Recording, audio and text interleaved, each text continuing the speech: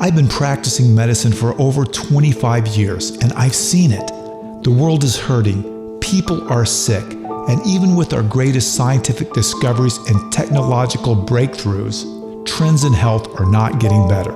We weren't designed for this. This world as we know it, it's not our home. But there is a remedy. Our Creator designed us to be resilient creatures, and He's given us clues in the Scriptures that have dramatic implication for our lives today. Let's talk about biblical prescriptions.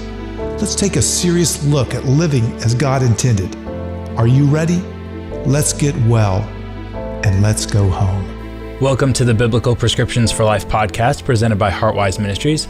I'm your host, Nick Evanson, here with Dr. James L. Marcum, author of the 7-week Bible study, Biblical Prescriptions for Life.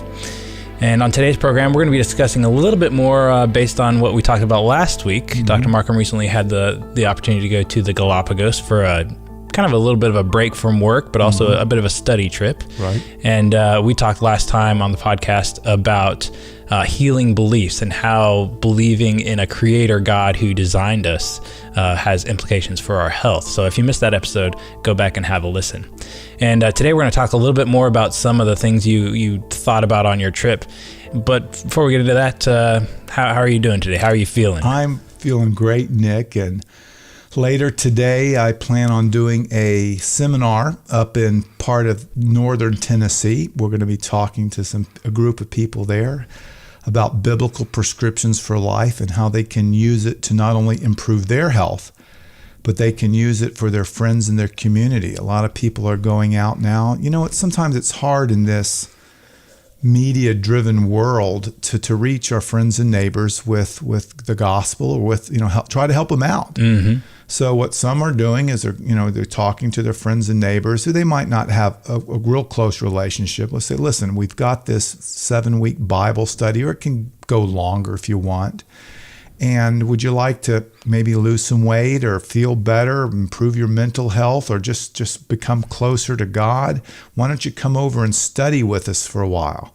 One of the most remarkable things, when we wrote this, we thought, well, people are going to be excited because they've come off of medicine or they lose weight or they don't get infections anymore or they prevent a heart attack. Those are all good things.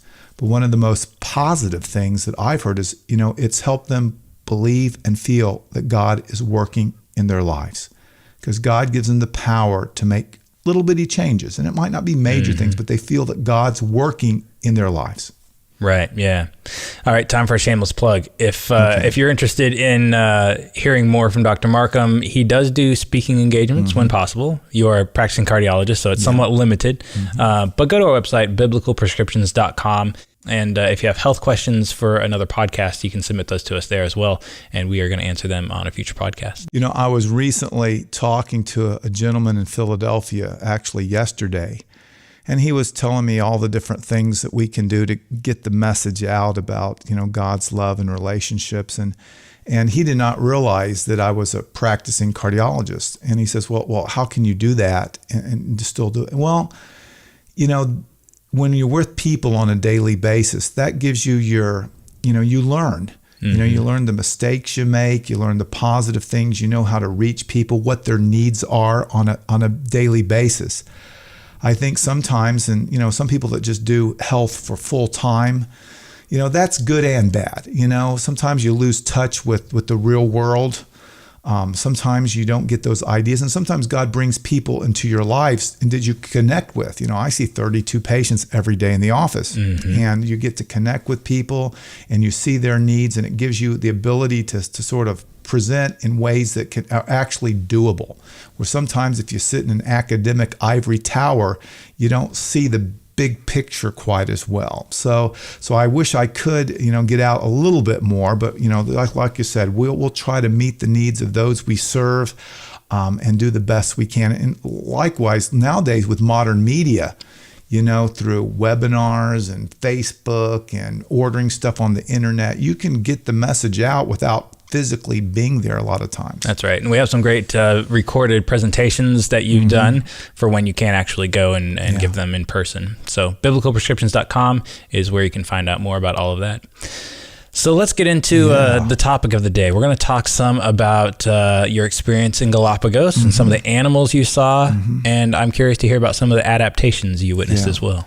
Well, I went to the Galapagos, which is an archipelago of islands off the coast of Ecuador that were sort of formed by volcanic shifts. It has a unique climate there, both unique and it's on the equator, so they don't get big changes of seasons. It's unique because of the volcanoes that have come up from the sea.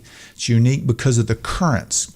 So because of that, there's some unique wildlife there. And at the University of Texas, I studied animals and specifically animal behavior with a doctor that's very, very well known named Dr. Singer. And he kept talking about the HMS Beagle, and that was the ship that Charles Darwin, sailed on around the world, and he spent some time in the Galapagos. And why he was in the Galapagos Islands, there's numerous islands there. He observed different species. Originally, he went to look at mockingbirds, but there were finches there were tortoises there, many other animal lives. And he went and noticed that these species were different. And he came to the conclusion that species were changing. One question, what makes the Galapagos such a great place to study that? Well, now it's a great place because of the climate that creates this environment for them to live. Also, the government of Ecuador protects the animals. They protect the animals. They do not allow certain things into the country. When I came into the country, they sprayed me down to make sure I didn't have any insects or anything on me that I could bring in that could potentially hurt the habitat. So they're very protection of their environment that they've created. That's one thing that they've done. And it's just the natural zone that the climate and geography has created that brings a unique habitat for specific types of animals. So, and for instance, the finches, they've developed different certain beaks. They've changed the beaks based on how they gather their food. The tortoises have different types of shells based on the protection they need from the animals that are trying to get at the tortoises. Well, over generations, the tortoises that didn't have these adaptations in their genetics, that they died off. But the ones that didn't, they continued to develop those traits. Sort of like if in our environment, like say if everyone that had brown eyes, something bad happened to them, eventually the brown-eyed people would be gone and there would just be blue and hazel and whatever type of eyes. If we had adaptive traits that we needed for survival. So that's why I went there, to learn about what Darwin and evolution was all about, and also to look for new ideas, biblical prescriptions that we could apply to our lives. If you look at all the theory of evolution, the creation and all that, what we believe, as we talked about before, is very important to our lives. Because what we believe shapes our belief systems, shapes our attitude, shapes our brains. Also, we know that through healing beliefs that we can actually help our disease situation. We know people that have hope, they do better with disease than people that don't. Well, there's real chemistry, physiologic changes in our DNA, in our genetic, that occurs based on our beliefs. So I went there looking for, well, how do these animals affect what we do, and what can we learn about them? What can we learn about the Bible that we can apply to our lives today? And the text that came to my mind over and over again is, we are fearfully and wonderfully made. That text in the Bible. And I realized there that our bodies, animals, us, were much more complicated than even we think we understand right now. We think we know a lot right now. We have so much great information, but it's still kind of the tip of the iceberg for understanding a lot of biology in the world, right? Well, I think that's absolutely correct, Nick. And the more we learn, the more complicated things become. I know that you you like to exercise by riding a bicycle. Well, the more you learn about what top cyclists do, the more you realize, wow, this is more complicated than just getting on a bike and going out there. Yeah, right. It involves maybe your nutrition, your rest patterns, the clothes you wear, the machine you're on, how these things. And as you get into the details, you say, wow, this is a lot more complicated. Well, if that's just one system, can you imagine the system of our bodies? We're just learning now about the brain.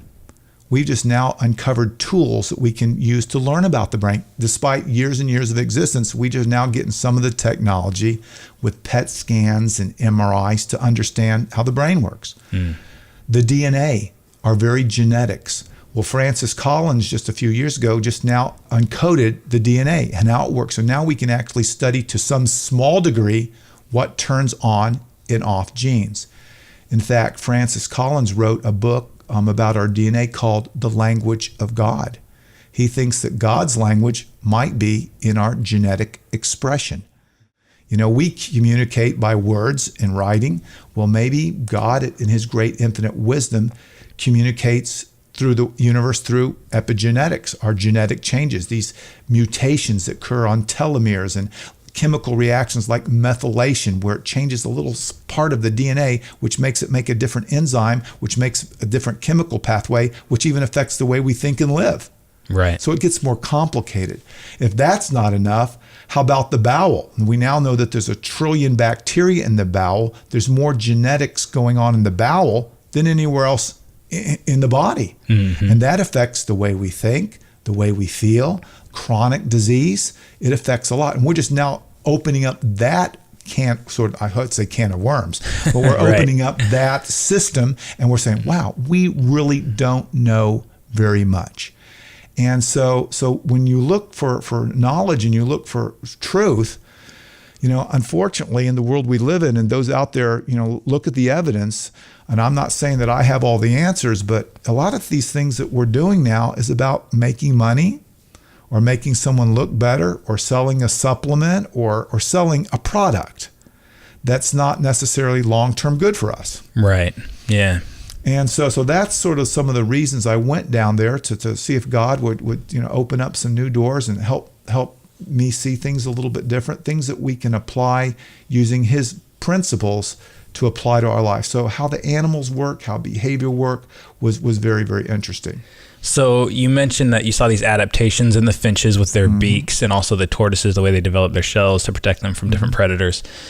What were some other significant adaptations? Did you recognize any others? Well, one of the adaptations I've noted is, you know, you see animals, okay, and animals are sort of programmed a certain way, but we carry certain characteristics. In fact, once Francis Collins sequenced the genome, our genetic makeup is very similar to all the species. Okay. You know, like we share the same genes as primates do, except in a very few small percentage. So we share. The Creator has created some things that we all share in common. Right. But what turns on and off the remaining genes are very critical. So I like to tell people, you know, when we think about animals and us and what we share in common, we're sort of hardwired. You know, we have a hardwiring that we're born with. And unfortunately, this hardwiring has been damaged through the years. Now, hardwiring, is that like our genetics, what we're born with? Our genetic material, you know, like a computer, you know. The way our brains are programmed and everything, just from whatever our parents give us, we're hardwired that way. Yes, that is our basic house. That's our basic material. Okay. Now, how that develops and how we use that affects our health quite a bit. Okay. For instance, animals have certain hardwiring, and we share that with them, but certain wiring they don't have. The upper motor neurons in the brains, they can't figure out complex tasks. They don't have the language skills, the altruistic, able to help other people quite like we do. Now, some of them have a little bit, but some of them do not. They have what we call, many behavioralists have come up with this, what we call a motivational triad. The hardwiring really, you know, focuses on, you know, three basic tenets. One is, and Goldhammer and Lisely and some of those have developed this a little bit more, but basically the animals and us, we have this hardwiring that says, you know, first we seek pleasure. The second thing we do is we want to avoid pain. And the third thing, we want to conserve energy. And that's sort of programmed into each one of us, those basic tenets or those drives into our DNA. You know, everyone wants to avoid pain, and there's certain reactions that we do automatically to do that. Right, yeah. And pleasure. Most animals get their pleasures from really two things, from eating. You know, they focus on eating. They spend most of their time trying to find food. Right. And then mating. Okay. And then they, of course, avoid pain, and they want to do those things with the least amount of energy so they can make their species grow. Mm-hmm. If they don't do those things, the species die out and their genes go away. Right. So you actually choose genes that keep your species alive. Okay. Mm-hmm. And you adapt and change, like we saw on the Galapagos. We call that speciations. The ones that are adapting, doing that, for those three things, they live on. The ones that don't, die off. Mm-hmm. That's called speciation. That's what Darwin observed. That was the basis of what eventually is developed into the theory of evolution. Mm-hmm. And everyone, of course, says that, where we started, some people think that the theory of the Big Bang theory, that we just came over billions and billions of years. There's another theory that I believe in, that God created. Mm-hmm. Now, the specific way God created, that's up to debate. But I think the major tenet in my life, and that I want to get through, is that God created, that's a basic belief system. Right. Yeah. Okay. How he did it and the details, I don't fully understand because I wasn't there. But there's different people that have different theories, but the basic tenet is that God created. So when we talk about the animals and the hardwiring and the different species that survived that did those things, I realize that, we share those tendencies with animals. Mm-hmm. We want to have pleasure.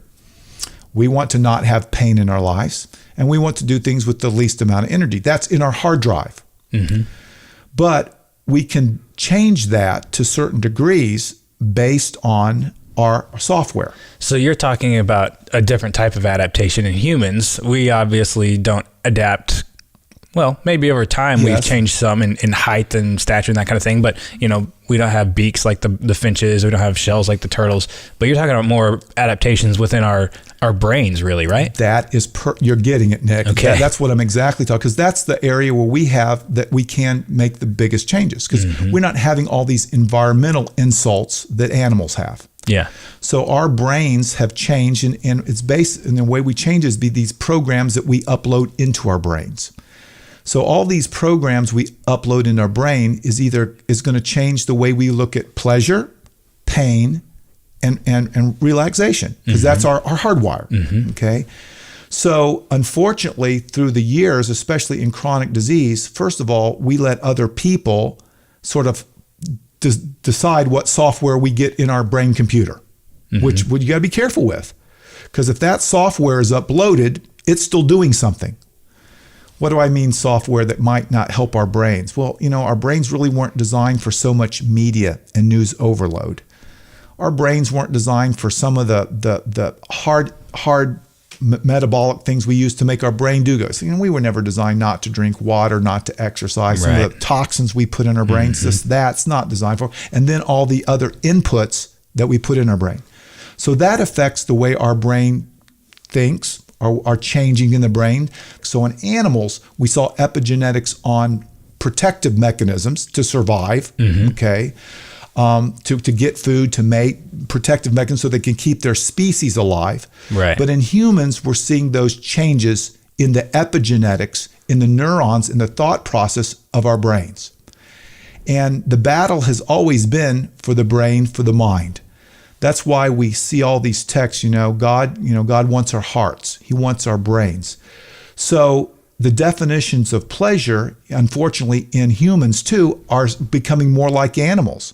We want to just do things that make us feel good. Mm-hmm. We want to do things that satisfy our pleasure. These are what we call, if you do it over and over again and it harms our brains, they could actually be called addictions. Right. And that changes the chemistry of the brain, especially the amount of dopamine and dopamine receptors, norepinephrine, serotonin. The mix is different. Mm-hmm. When that mix is different parts of the DNA change.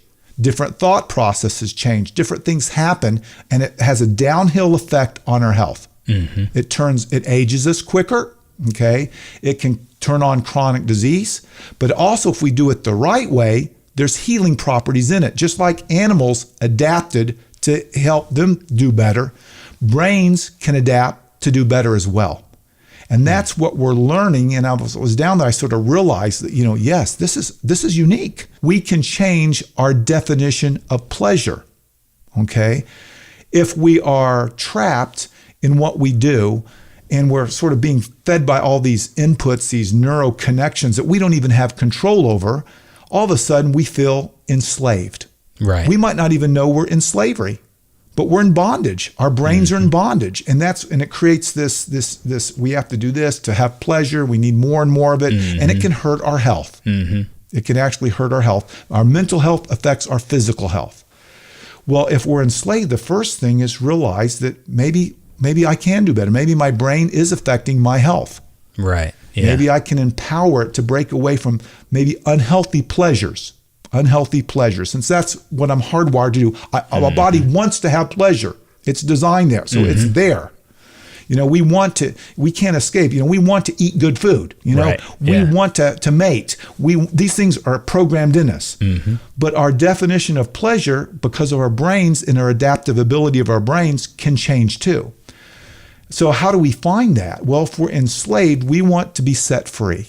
And there's a biblical principle, I think, that really says it all. It says, you shall know the truth. The truth sets you free. That's right. From bondage. Okay? Well, the truth is Jesus. And that has been from the beginning of the Old Testament to the New Testament. It pointed to Jesus. It's all about Jesus as a solution to our healthcare problems, to our brain problems, to every problem we have.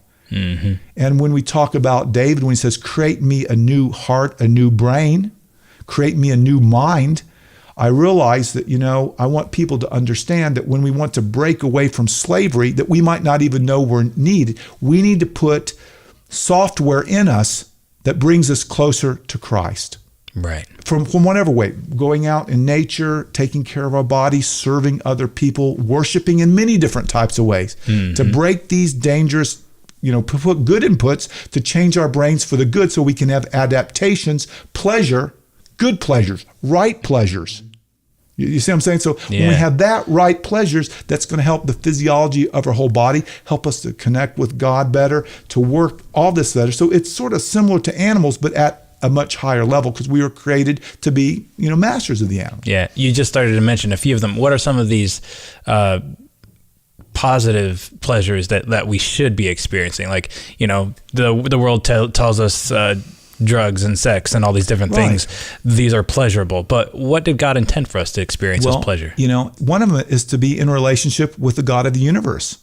He wanted to be with us. In fact, the Bible shows us that over and over, the God didn't have to keep going to all the troubles to be with us. Except he comes down, through the Old Testament, he's always there. He's wanting to be with his creation. He's wanting to have a relationship. And in that relationship, then we see things through the Word, through the interactions that God can work with us to create these. And it might be serving other people. It might be reading the Bible and listening to God. It might be taking better care of our body. And of course, we were made to spread this good news that we can have this freedom from enslavement. We can have this freedom for eternity. There's hope for mankind for eternity. The evolutionary theory, what happens when we're done? Right. This is hope forever. This is, and so this not only hope for today, gives us purpose for today, but gives us hope for the eternity. So all of these things that bring us closer to Christ, this truth that sets us free, are uploading software that can modify our genetics. And some people call it worship. Some people call it communion. But when we do this on a daily basis and try to put inputs that bring us closer to God, and I like to think is, we want to have Christ with us all the time, and leading in every aspect of our lives, from our health to our exercise, to our interactions, to our relationships. And as we do that, yes, we're going to make mistakes and we're going to fall down, but that's okay, because we have someone that can pick us up, that can give us new software, that can modify this hardware that we've been born with, that we don't have. But just this realization that we are doing this helps quite a bit. And a couple points I really want to leave with everyone is that, yes, God has given us a brain, but we have to find truth ourselves. We can't depend on someone else. Right. And it comes from that relationship we have with Christ. And when that happens, there's real changes in our DNA, our genetics, our the way we age, the way we think, the way we view hope, the way we find pleasure. Without that, it's very hard, I think, to make changes without being free. Mm-hmm. You know, if you're in jail, it's very hard to break free of jail. Yeah. You know, you might walk around the cell, but you're still in jail. Still a bad idea too. Right. So it takes that higher power, that higher software. You know, you have a computer, you know, you can try all day long, but if you don't have the right software, nothing works. That's right. Yeah. So you have to have the right software to modify your hardware, to get it to work optimally for you, to get you to understand these big pictures. So in over at the Galapagos and studying the different animals and how they adapt and this motivational, what keeps people going, it's the same hardware is in us. But we have the ability to change some things. And that's really what I wanted to get through in this podcast. And there's going to be more as we go on about epigenetics, how it can change our body and how we are fearfully and wonderfully made. And if someone says it's all so simple, I don't know about that. I think it's much more complicated than we even realize right now. You know, looking at the changes that you mentioned of these animals who have adapted to their environment in the Galapagos, that's fantastic that, you know, they have made these adaptations to help themselves within their speciation. But looking at man, it looks like we've kind of adapted the opposite direction sometimes. You know, we were created as perfect humans, but over the centuries, we've kind of adapted to be very imperfect and have a very large misunderstanding about what the truth is and what the source of pleasure is, what our food is, both physical and spiritual. And it's affected our health. Look at the evidence out there. It's a little bit of a decline. Yes. Is our world getting better or is it getting worse on health? And we look at the rates of heart disease, cancer, sleep apnea, diabetes, it's not getting better. So someone that's a thinker, you know, of course, you know, all these pleasure traps that people are getting into are usually to enslave you, to make money, so you keep coming back for more. Right. And, you know, one of the worst ones out there is cocaine. They say cocaine is such a pleasure trap that your dopamine receptors are so high that you can't comprehend reality. Because you want this so much, because you think your brain changes so much. This is the only thing you have to have, this is the only thing you want, the only thing you desire. It changes you to that degree. Cigarettes is another pleasure trap, but it goes down at lower levels, whether it be from gambling or these other types of pleasures that we fall into, and then our hardware demands it. But it actually hurts us in the long run. And we're seeing this in the world. And you know, that's why, you know, medicines have its place, but they don't really get at the core of the genes, the genetics. Right. They don't give long-term, eternal solutions. So, you know, I still recommend occasionally that people need bypasses and valves, and people that have genetic disease need it. Occasionally we use medicines when appropriate. But I want people to realize that there might be more, there is more.